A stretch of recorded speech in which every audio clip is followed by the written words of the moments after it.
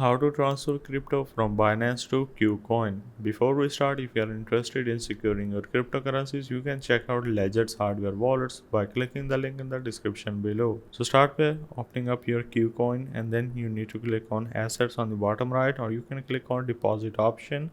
And once you click that, you just need to search for a specific crypto that you want to receive. So let's say I want to receive USDT, so I will simply click on it, and then I need to simply select my particular network and copy my deposit address. Right now I don't have a verified account, but you just need to copy your wallet address by selecting your network as well, and then you need to click on wallet on the bottom right and then click on the withdraw option in the Binance. Then again search for the USDT and click on send via crypto network.